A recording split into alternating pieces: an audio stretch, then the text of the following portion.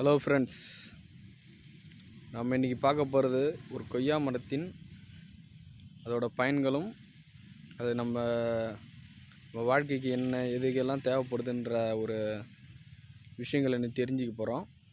வாங்க போகலாம்.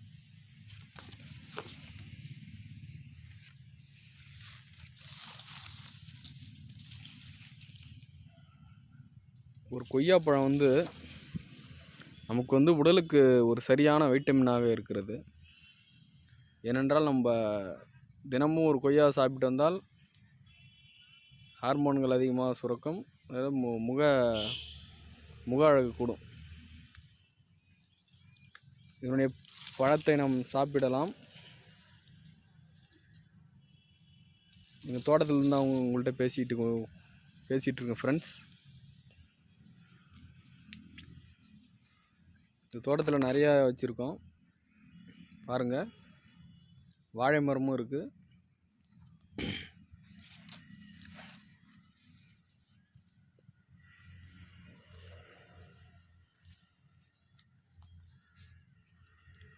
கருவேப்பிலையும் இருக்குது பாருங்கள். கருவேப்பிலை நம்ம எதுக்கு உதவுதுன்னா, அதுவும் ஒரு வைட்டமின் தான். ஏன்னா இப்போ தலை நிறச்சி போச்சுன்னா, இப்போ இந்த கருவேப்பிலை அரைச்சி தலையில் தடவி குளித்து வந்தீங்கன்னா, அந்த நிறச்ச முடி உங்களுக்கு கருப்பான அழகான ஒரு முடியாக வளரும். முடி நல்லா வளரும். பேனும் இருக்காது, பொடுகும் இருக்காது.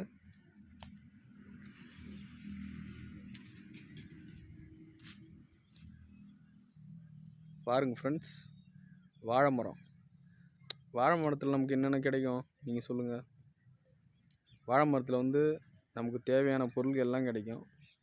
சாப்பிட்றதுக்கு தண்டு கிடைக்கும், வாழைப்பழம் கிடைக்கும், அப்புறம் அதிலிருந்து நமக்கு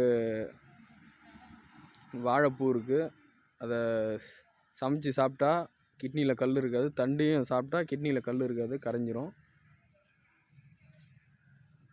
பாருங்க ஃப்ரெண்ட்ஸ், இதுதான் அகத்திக்கீரை மரம். இந்த அகத்திக்கீரையை நீங்கள் ஒவ்வொரு நாளும் சமைச்சு சாப்பிட்டா உங்கள் வயிற்றில் இருக்க புண்ணு வயிற்றில் இருக்க புண்ணு சரியாகும். அதில் பூவும் இருக்குது. இந்த பூவையும் சமைச்சு சாப்பிட்டிங்கன்னா உங்கள் வயிற்றில் எது இருக்குது சரியான முறையில் இருக்கும்.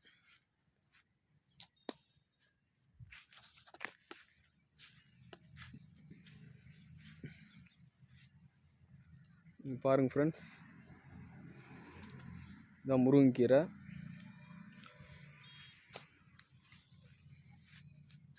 முருங்கைக்கீரையில் என்னென்ன சத்து இருக்குன்னா, இரும்பு சத்து இருக்குது. தினமும் நம்ம சாப்பாட்டில் சேர்த்துக்கும்போது முருங்கைக்கீரையும் ஒரு இது சேர்த்துக்குங்க. உங்கள் உடம்புக்கு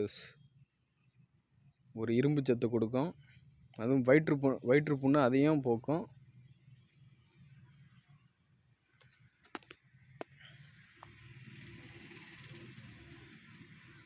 ஓகே ஃப்ரெண்ட்ஸ், நன்றி, வணக்கம்.